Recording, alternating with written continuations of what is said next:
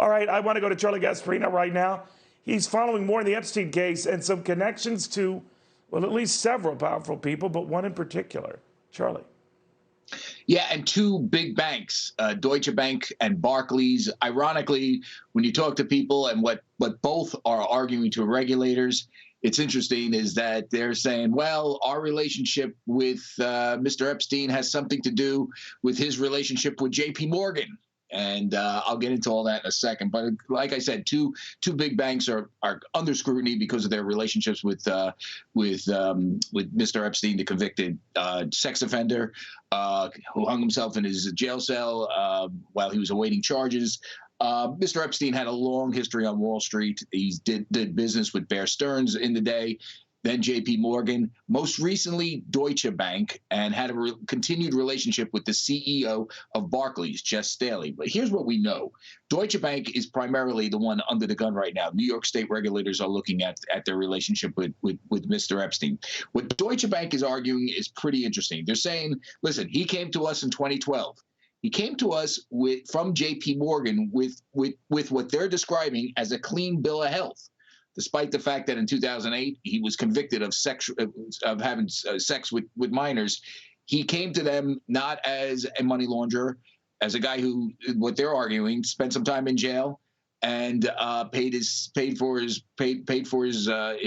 crimes, and there was no reason to reject him as a client. At least that's what they're arguing to regulators.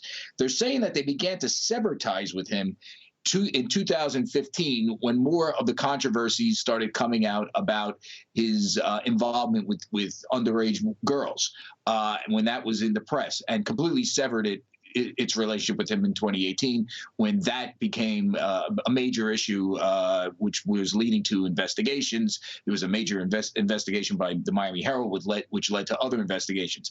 But they're basically arguing that between 2015 and 2018, there was a debate inside the bank whether to get rid of him or not as a customer, and they were slowly weaning him off the bank's books. So that's what they're arguing with regulators, including the New York State Finance Department. I can't tell you if it's going to work or not, but they're basically saying, Neil, that they had no reason to terminate the relationship or reject him initially as a client because he came from J.P. Morgan with what they're describing as a clean bill of health.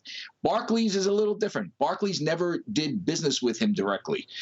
Its CEO, Jeff Staley, a former J.P. Morgan executive, that's where that relationship came, was very close to Epstein.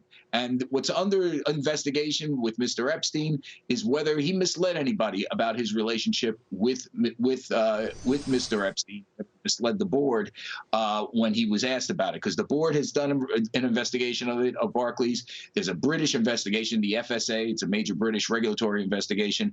Mr. Staley is not resigning, I am told. He has no plans to resign. They're saying he's done nothing wrong, and they think they're going to get through this FSA investigation. So two banks largely under the gun, Barclays and Deutsche Bank. Deutsche Bank is trying to fight back those charges. It's also interesting, they're both sort of pointing at J.P. Morgan, the nation's largest bank. J.P. Morgan kept him as a client to 2012 or 13, around that time frame. I'm not exactly sure. So they kept him on as a client even after he got out of prison for the initial sex charges. So interesting web here, Neil. Obviously not the last we're gonna hear about this. There's a documentary on Netflix that lays out some of this stuff. I have a couple of appearances in that documentary. One problem with the documentary is it never really got into his money and where he made it, how he made it. It's still very murky. We know he was rich. We just don't know exactly how he made that money. My guess is he was a good broker, which he did a lot of brokering for high net worth people. A horrible individual. Back to you. Did they do that? Did they talk to you in your office? Yes, they did. My office at Fox. Listen, a messy office is usually a sign of a brilliant person. I read that someplace. Not all the time, but I mean, you didn't. It looks like you or just a messy person. Really cleaned it up. I mean, yes, I cleaned it up. All right, good for you, young man. Good for you. You were on this when nobody was, and the repercussions and how the tentacles spread. to this day, long after Epstein's death.